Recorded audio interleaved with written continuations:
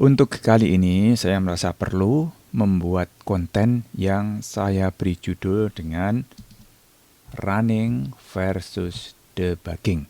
Kenapa ini perlu diperbandingkan? Ya, karena untuk pembelajar programming itu sangat saya rekomendasikan ketika mencoba program jangan langsung running, tapi lakukanlah dengan debugging.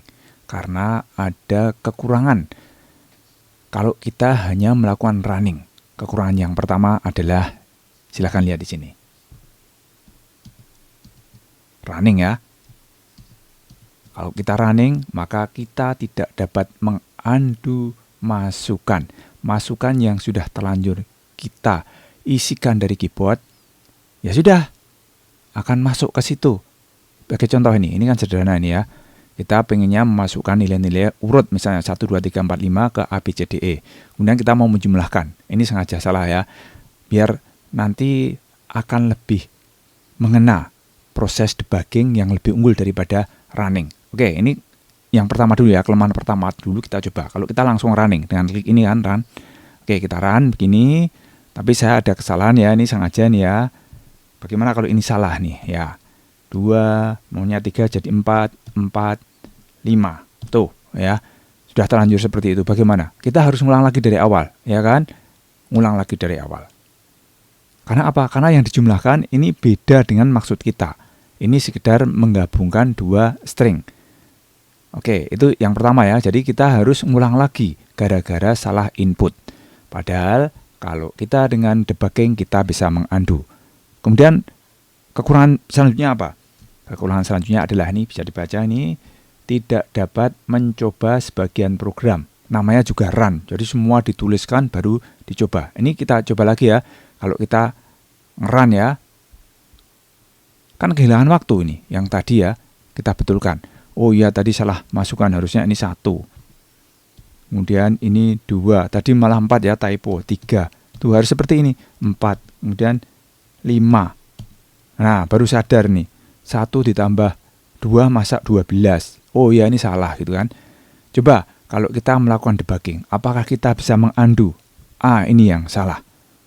Kita undo supaya diganti dengan 1. Kemudian C sama dengan 4. Kita undo. Bahkan kita tidak hanya mengundo ya, tapi malah melakukan revisi. Ini kita mau buktikan, tapi lihat dulu di sini ya. Ini ringkasannya. Ini kalau debugging. Yang pertama, kita seolah-olah dapat melakukan undo masukan gitu kan. Kita dapat melakukan koreksi.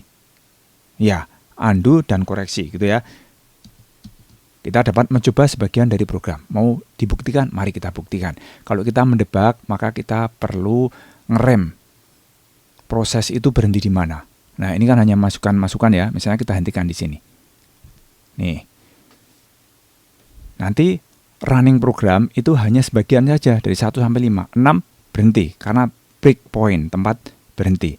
Kemudian kita bisa mencoba proses-proses itu di sini sebelum terjadi. Atau kita misalnya mau memodifikasi program yang besar gitu, kan jadi praktis. Karena kita bisa utak-atik dulu program itu. Dengan apa? Dengan ini ada fitur debug console yang hanya bisa dipakai ketika kita melakukan debugging. Kalau running nggak bisa. Kita kembali ya ini, kembali ke sini. Ke terminal, biasanya kan seperti itu ya. Nah, kita sebelum melakukan debugging, ini kita clear dulu. Clear begini. Oke, sekarang kita lakukan debugging dan berhenti di sini. Jadi ini malah bisa ada keuntungan ya. Keuntungan selanjutnya adalah mengetahui proses detail. Dalam kurung bukan langsung hasil akhir. Oke. Ini kita debugging ya. Debuggingnya dari mana? Ini kita sisihkan saja ke sini biar dekat. Kita debugging itu juga dari run, tapi run kemudian start debugging.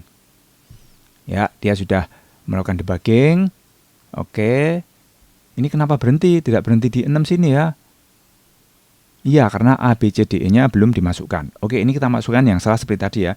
Ini A, kita isi A malah ya. Kemudian B-nya 2, kemudian C-nya 4, D-nya 4, E-nya 5.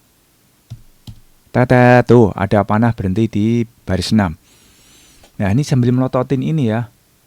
FA ditambah B. Padahal kalau dilihat ini malah ada isi sementaranya ya. Oh, baru sadar ya, tadi salah ketik. Terus kemudian ini juga isinya ternyata string atau teks, bukan bilangan yang bisa dijumlahkan. Bagaimana cara mengotak-atiknya? Oke, cara mengotak-atiknya ini kan sudah masuk seperti ini ya. Kita bisa melakukan konversi supaya dari teks itu menjadi bilangan. Kita coba aja di sini debug console. Misalnya mau ditimpakan saja variabel-variabel itu dengan isinya ya, supaya menjadi hasil konversian. Tapi yang A ini harus kita betulkan dulu menjadi 1, kemudian C kita betulkan dulu menjadi 3. Ini keistimewaan debugging dengan debug console. Nih, ini kita betulkan dulu A-nya. A sama dengan 1. Tapi dia begini ya, biar seragam, konsisten. Ini kan juga ada petiknya ya. Begini. Oke, A sudah 1, kemudian C-nya 4 string ya. C sama dengan 4 string, 4 begini. Kita betulkan menjadi 3. Nah, gitu kan. Nah, ini kalau dijumlahkan dengan cara biasa seperti ini, karena dia string, maka dia hanya digabungkan. Sehingga ini harus kita betulkan kan. Kita tidak usah membetulkan dulu di sini, kita coba-coba dulu di sini. Misalnya ini. Langsung juga bisa. F sama dengan integer dari A ditambah dengan integer dari B. Nah, kita bisa utak-atik begitu. Kita enter. Tuh, F. F-nya jadi 3. Oh, gitu ya. Jadi kita bisa sekaligus mencoba untuk membetulkan baris ke-6.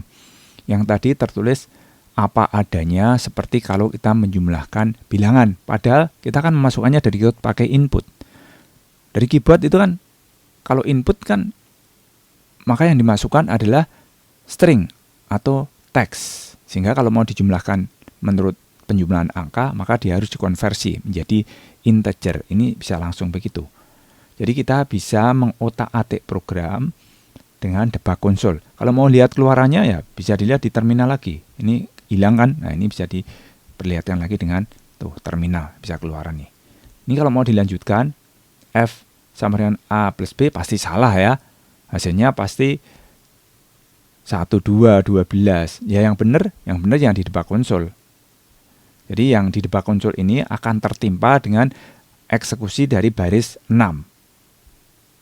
Ya, ini kita eksekusi tapi nanti kita betulkan. Oke, ini kita eksekusi. Baris 6 saja ya. Ini dengan step over. F gitu. Ini hasilnya 12 kan salah ya. Harus kita betulkan dengan yang di debug console. Nah, enaknya lagi kalau di debug console kita tidak usah mengetik apa yang pernah diketik dengan panah naik. Panah naik di mana? Panah naik dari keyboard. Kan ada panah naik, turun, kanan dan kiri. Ini saya nggak ngetik ini. Ini yang tadi sudah pernah diketik bisa keluar. Tuh, F sama dengan in A plus in B. Jadi ini dibetulkan gitu ya dengan yang ada di debug console. Ini kita enter. Tuh hasilnya F-nya 3. Terus ini kita lanjutkan lagi. Jadi ini kita bisa melompat begini. Step over. Akhirnya yang tercetak di terminal, kita klik sini, di terminal begini, adalah 3. Jadi itulah keuntungan kalau kita menggunakan debugging. Kita tidak harus mencoba semua program, bahkan kita bisa melihat prosesnya. Jadi ini kalau mau ditambahi lagi, mana tadi?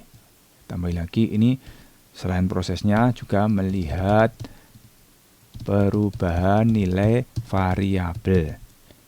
Tadi yang di kiri sini ya, ini kan ada perubahan nilai variabel di sini ya, tadi A, B, C, D, E, F, G dan seterusnya itu ada semua.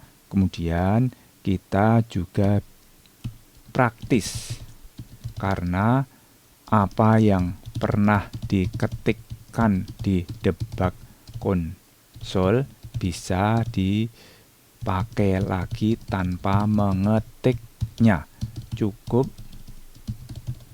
dengan panah naik turun yang ada di keyboard. Ya, semoga running versus debugging ini bisa menginspirasi para pembelajar coding agar bisa belajar dengan tepat. Tidak tahu-tahu muncul hasilnya, tapi tidak tahu prosesnya.